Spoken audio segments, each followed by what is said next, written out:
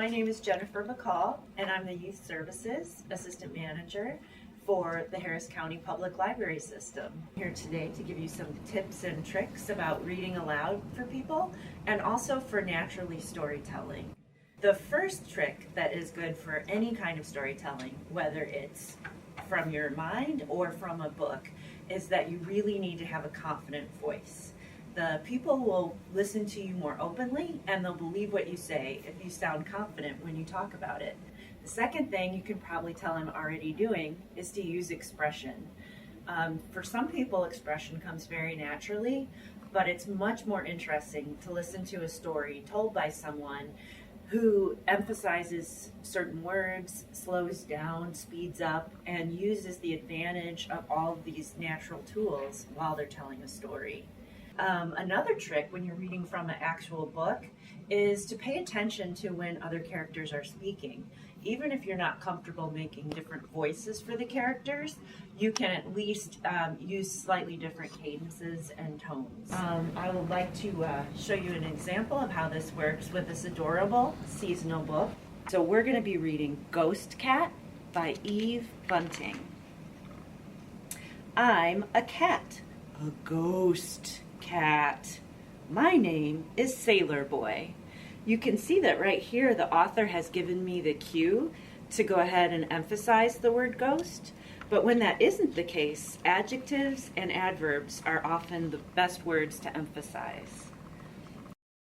The people in Port Carrick are proud of Miss Maggie. She keeps the big light going, they say, never misses a night. Without her there'd be boats smashed to pieces on the rocks. You can count the lives that Miss Maggie and her lights have saved. Boats often pass close to the lighthouse, and they sound their horns, beep, beep, to thank her. I often use sound effects when I'm reading. It helps to excite the audience, and you can also encourage them to read along. So I could have said, boats often pass close to the lighthouse, and what sound does their horn make? And encourage the kids to make the noise with me. So there are some general tips that you can use for any kind of storytelling, whether it's reading a book or telling a story that you know by heart or even making one up as you go. And those are that you need to know your audience. You're going to tell a very different story to a mixed group of children, teens, and adults than you would to just teenagers, just children, or just adults. So make sure that you think about that consciously before you go into the story. You also want to read with a lot of expression. When you're holding a book, sometimes that expression will come only from your voice and maybe some facial movements.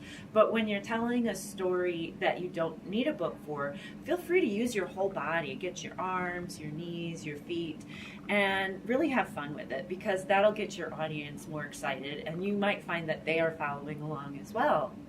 When you're reading anyway, whether it's a book or doing a story on your own, you also want to make as much eye contact as possible. I think we've all been in a position where we've been talking to someone and we don't see them look back at us, and you just feel like you're talking into the air.